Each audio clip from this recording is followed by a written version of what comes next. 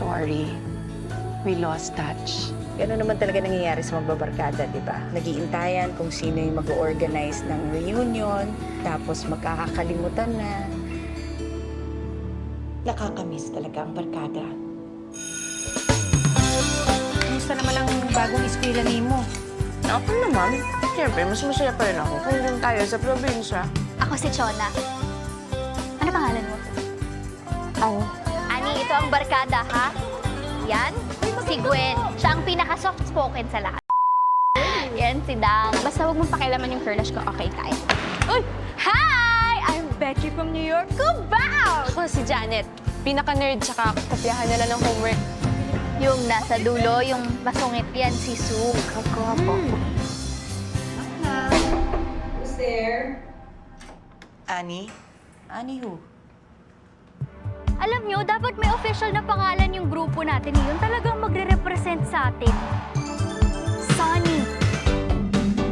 Truth or Dare! Ba't ka namumula? Okay na tayo? Okay na yan! O, tara na!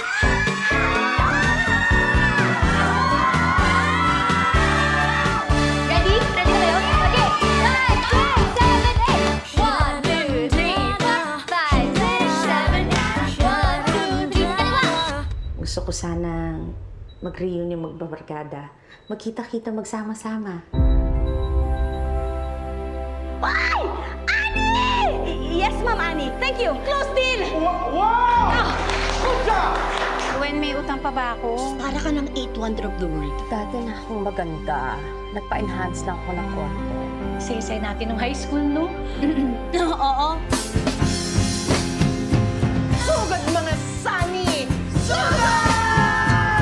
Puno ng dugo, kaya't sundan mo aking payo. Problema ilipas na lang. Cool ka lang, hayaan mo na lang.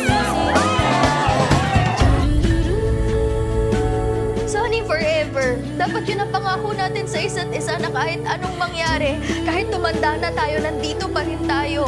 Nakalimutan ko kung sino at ano ako talaga. Salamat, Jordan. Happy ending story. It's a wonder love can make the world go round. But don't let it bring you down and turn your face into a frown. You'll get along with a little prayer and a song. Lift your head.